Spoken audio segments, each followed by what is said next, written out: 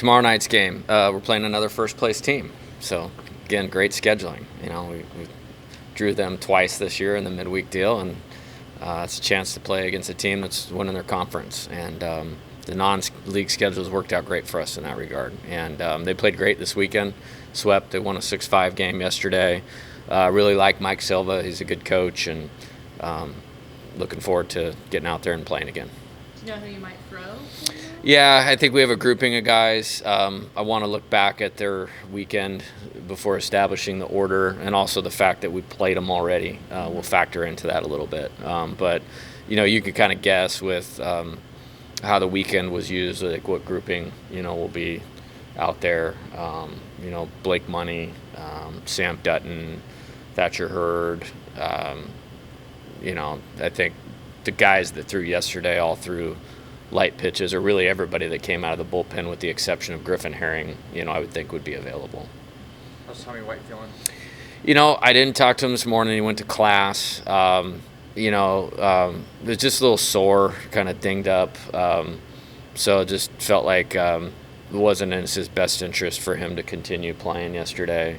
And, the body language throughout the game, he was in the dugout, didn't seem like a guy that was super or overly concerned, with anything, but it was probably in his best interest, as hard as it is to take out the national RBI leader, in a conference game. It was probably what we needed to do. But I'm optimistic that it's just like a day-to-day thing that we need to treat and stay on top of it. And Josh Walker, our trainer, does a great job. So I haven't spoken to Tommy today, but I did talk to Josh, and it's kind of where we're at.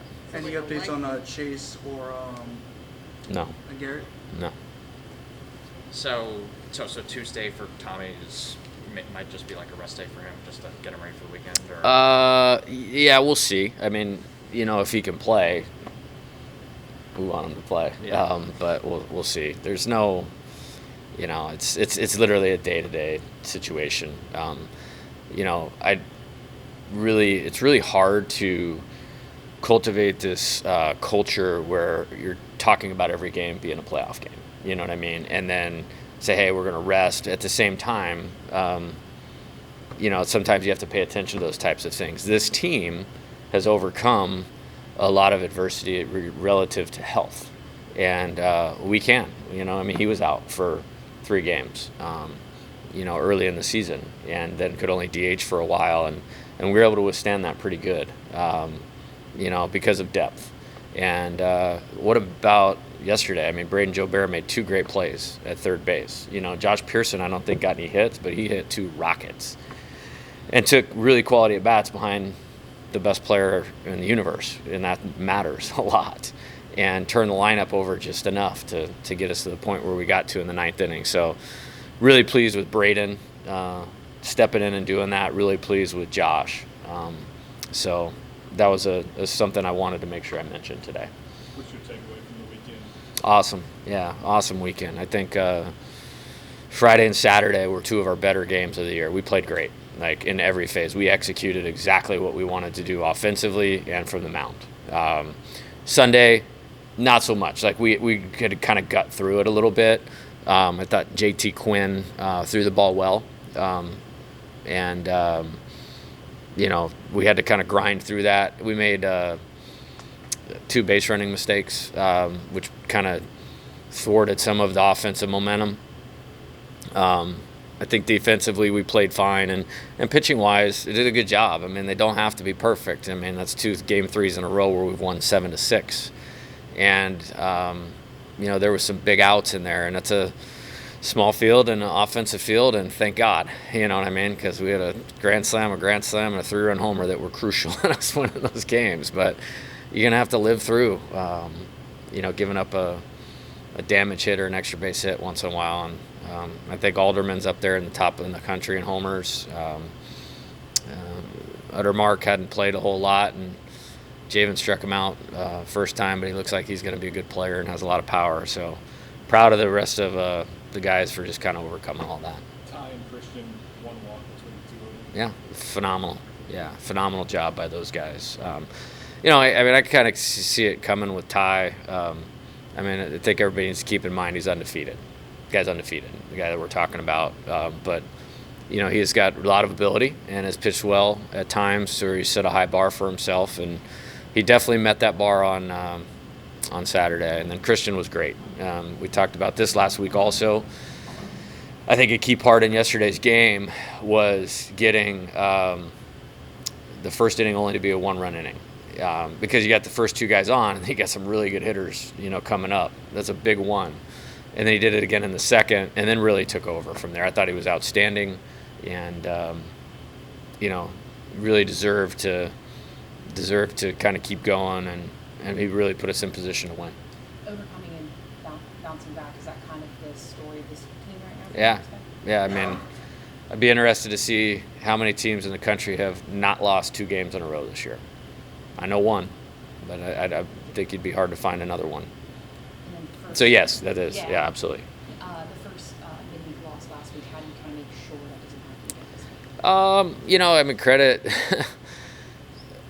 Well, we're in a little better position on the mound than we were last week. No question about that. And that's a direct credit to Paul and to Ty and to Christian for getting deeper into the game. So that matters. I mean, so I feel much better about that. And it comes at a time of the year where anytime you can get some guys a rest or only throw once in a week or lower their pitch count out of the bullpen, that helps. So I think that's probably the most important part. We, like I alluded to earlier, of treating every game like a playoff game. We actually have a team challenge going on with our midweeks right now, and so we're actually like treating it like a regional, and so we're in an elimination game is how we're looking at it. And we did not try to win the game last week or anything like that. We got beat by a team that played really good, that emptied the tank against us, their best reliever and their Friday starter, and they couldn't pitch their best reliever this weekend, and their Friday starter gave up 8 runs, and they lost. So it's I've been there, though. I've been that mid-major coach. When you're on the road and you're playing a top 5 team, you go for it. And I just think we're in a better position going into tomorrow than we were last week. And the SEC will do that to you sometimes. Travinsky, his 4th year here. Yeah. Right. So awesome. Yeah. When you got a veteran like that who Yeah. accepts his responsibility Yeah. and has that kind of moment, just your thoughts. It's one of the highlights of the season for me. Obviously the magnitude of the win. The importance of that.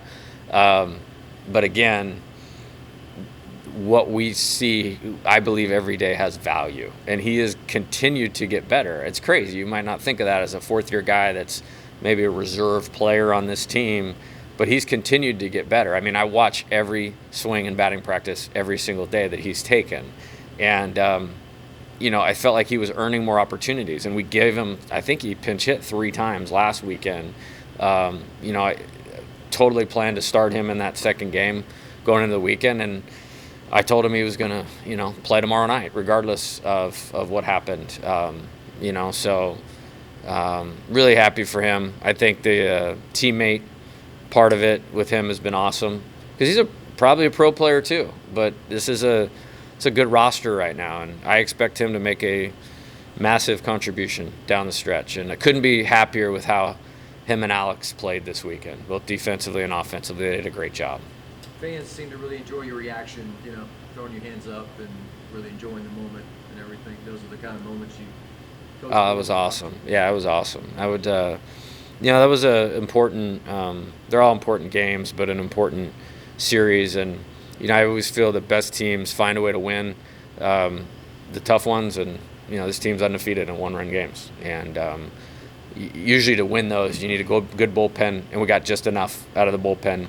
And you need somebody to get a big hit, and the hits don't come any bigger than that. And I love seeing all of them be successful, but kind of the journey with him, since we got here. I mean, he's been hurt a lot. He essentially missed the fall, and it puts you behind the 8 ball, with this roster. And it's not his fault. It's just the way that it is. And so for him to stick with it, improve, be as team-oriented as he is, there's a lot of teammates real happy for him to come through, and happy for our team, because that was a big win. It's a national champion sweep on the road. It's a big deal.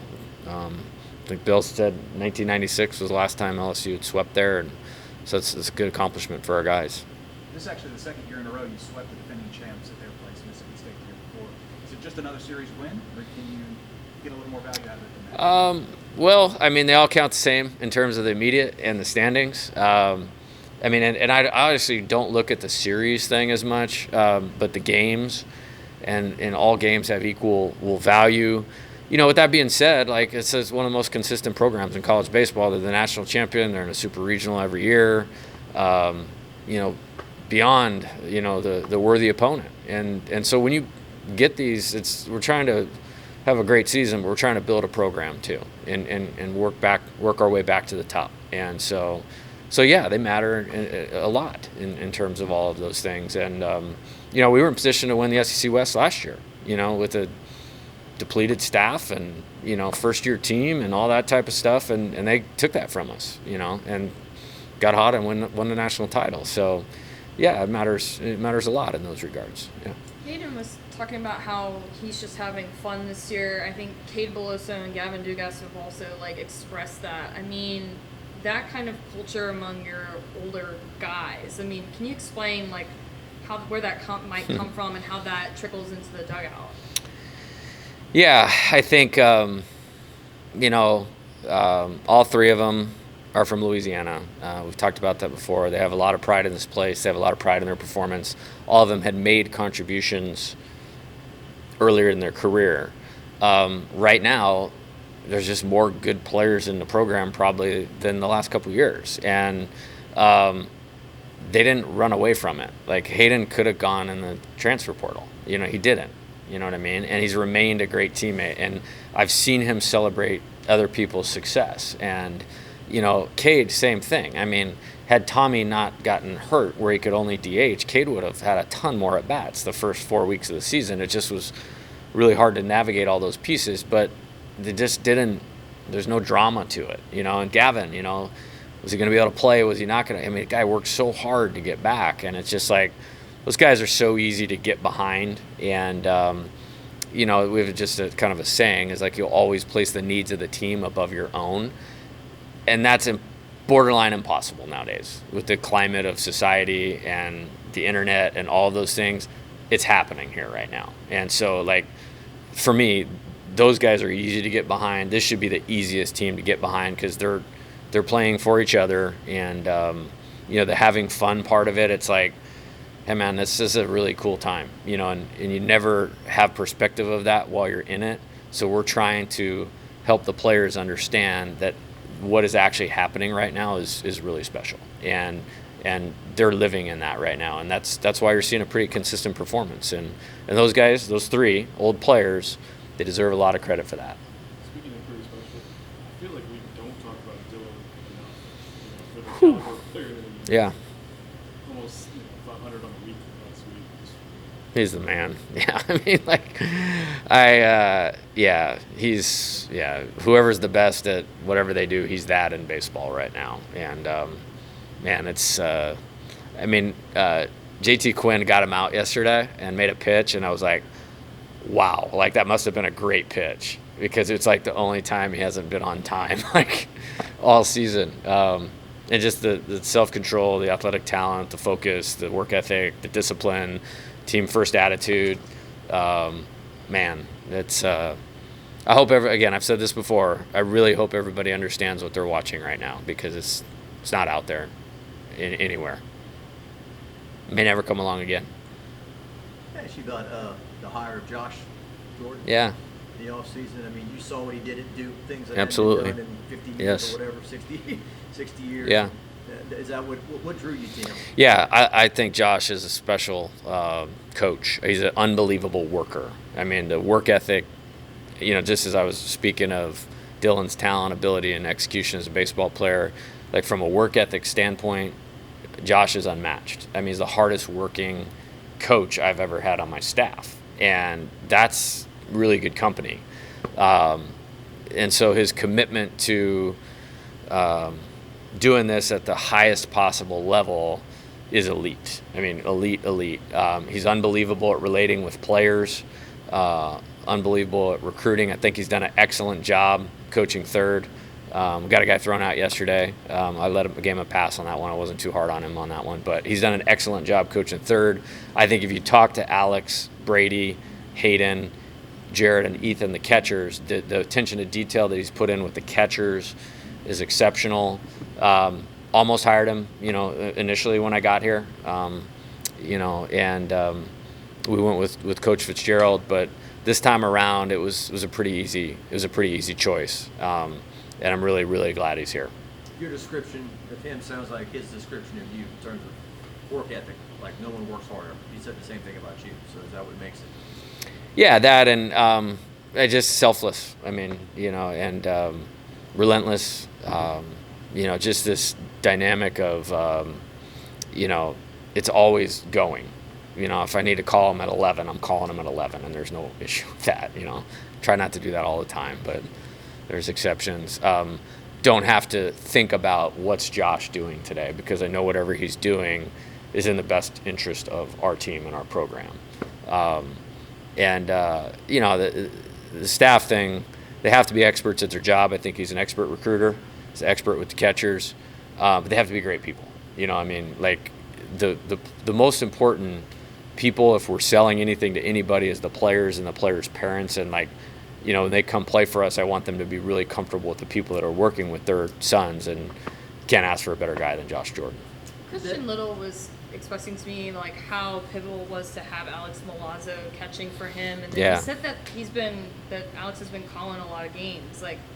Is that true, or is that something that you kind of play around with? Well, Wes calls the pitches, no doubt about that. I think Alex's experience allows him to have some feel of understanding of maybe what a batter's doing at that time, or he sees an adjustment, and then it's a little bit of a communication thing back with him and Wes.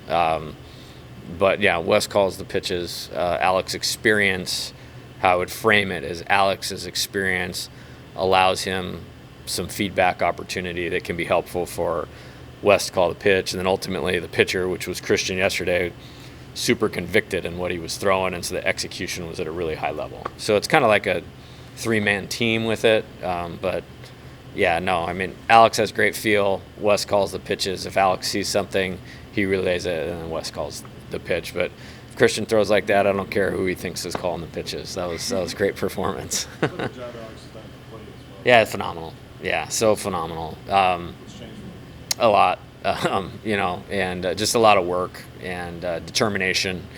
He's hard-nosed, takes a tough at bat. He understands his role in the offense. The batting average is nice, but he's on base and he's always moving the offense. I'm thinking back to Friday night, the seventh run. We were up 6-3. The seventh run in the top of the ninth was a big deal, and Braden, who had a tough game, gets a hit, and then he advances on a ball in the dirt, something we work on all the time, especially with 2 outs. And then Alex gets the 2 strikes. It didn't have a swung at a bad pitch or kind of in between swing, and then got himself back into it and singles right up the middle. It's it's really awesome. Super proud of him, and he's having a great season and a key contributor to what we're doing. Is that the most rewarding thing for you? Because everything that you talked about today is guys taking what your coaches are telling them and putting it into play. Is that, like you said, living in it? Right? Yeah, I think it's winning baseball is not complicated, and it's part of our whole program design is recruit. You got to have good players. We have good players, and then there's a development part of it. Some of it takes time. They should be a better player in their third year than their second year, fourth year than their third year. We have a lot of that going on this team, and that's a perfect example of that. And last year, what he played 9 games, so I don't even remember what he did or didn't do before he got hurt. But worked hard, does a great job behind the plate, taking quality at bats to move the offense. We just need him to move the offense with those guys that are coming up at the top of the order. And we've just had way more opportunities to score because of the at bats that he's taken. So it's just him doing his job. Is that third base gig? Is that the ultimate hindsight 2020? Everyone knows that. Yeah, it's a lot harder than people think. I did it all the way up until the very beginning of the 2021 season, my last year at Arizona. Then I moved in the dugout, that's a lot harder than people think. We have out rules, we have preparation, knowing the outfielder's arms, the situation in the game, who's coming up. I think what I've learned here, it's a little different in the SEC, is the fields are a lot smaller. I mean, every place we play is a homer dome for the most part. So that makes it harder on the third base coach because there's not as much room. There's going to be more close plays, and it's louder.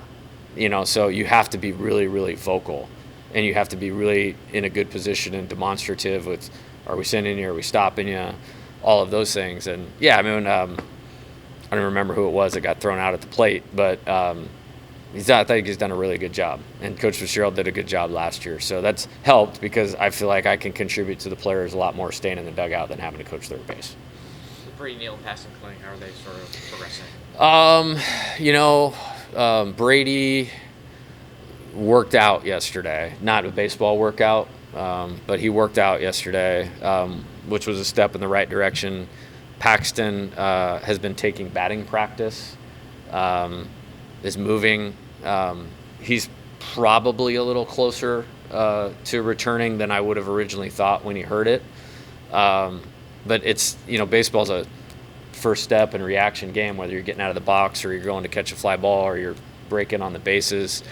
So with the hamstring injury, that's always the last hurdle, is that initial start and the fast twitch thing. So that's kind of the last layer that we got to get beyond, and really like to have him back. It's amazing when you think about, losing your starting catcher, starting right fielder, starting second baseman for a few games on top of the pitchers and being in the position we're in. And that's why you love having Hayden Travinski and Alex Milazzo and Ben Napolt and Josh Stevenson. What a great catch yesterday. Like, that was awesome. Like, guy played 4 innings on the weekend. I think he caught like 5 fly balls. So pretty awesome. And would tell me that's a leg injury?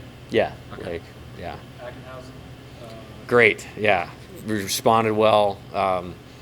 He even came to Wes and I and said, "Hey, I think I can go tomorrow," meaning Sunday after he threw. And I was like, "Let's easy, Tiger." Like, let's, which is a great sign. We really need him. I mean, we won a lot of games, so there might be more pitchers that fall into this category. We've won every game that he's pitched in, and he's pitching a lot of the close games that we've won. So we really need him back. And I thought he looked really good. Ty looked That's okay. Yeah, Ty looked great on Saturday. What are your thoughts on this performance? I think he's just, he's just been getting better. In his defense, he was really close to finishing that 5th inning against Kentucky last week, and that's another sign of a good pitcher. Maybe if you don't have your best stuff, you can keep getting outs. And he almost did that last week, and I thought he just executed perfect. We had a very, very specific plan that we needed to execute from the mound to be successful this weekend, and he did it perfectly. I mean, he couldn't do it any better than that. And as long as he felt good, it was like, hey, we're just keep going. Like, there's no matchup thing right now because he's doing what he needs to do to get outs. And really proud of him, and really big step in his progression this week. We haven't seen him pitch a ton, but Aiden Moffitt is obviously pretty talented. Very talented. Is there any chance that Yeah. he could be a factor? Yeah, he could. I'd love for him to be a factor, and he will be for sure in 2024 and 2025. But we just got to get to the strikes. The arm talent is exceptional. It's as good as anybody on the staff. And, we bring him on all these road trips because we believe he's going to be a key contributor. We're going to need him, to keep improving. And I think he is. It's just there's no room or very little room for margin or error or mistakes with the schedule that we play in league. And then you get everybody's best shot on a Tuesday. I mean, the last 2 Tuesdays up at Tulane and last week with UL, like, man, those guys, they come in ready to play. And, I know we had our fair share of 10 runs and all that. Those are hard to come by. So I'd like to get him back out there. If we have a chance to get him back out there, we'll get him back out there because I really believe in him and believe in his talent. How important was it to just get Javen Coleman out there in an SEC environment? It's important. Again? We have a plan of what we're doing with him, and we actually were able to develop it a little further based on what happened yesterday, which I'm excited about. Glad we won the game. We left him in for Utermark because he struck out Utermark the first time through the order. Right. So that was 30 pitches. 30 pitches was the max that he was going to go. And so I also think it was beneficial, like he came and finished an inning, completed an inning, and then went back out there. So he actually accomplished a lot. I know there's 3 runs up on the board, but for the 30 pitches, and I think that will serve him well this week. We're going to be super smart. We have a good plan. He and I met on Thursday of how we're going to do this and the role he's going to fit and develop to. And I'm glad we won the game, but we definitely hit our mark for this week on that, which is I good. assume he won't be available tomorrow night. He will not pitch tomorrow night. Yeah, he will for sure will not pitch tomorrow night. I did see Garrett Edwards throwing a football this weekend.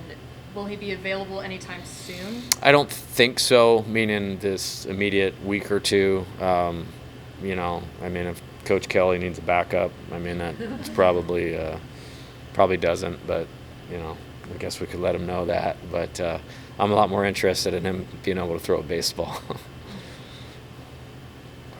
All good? All right. Thank you, guys.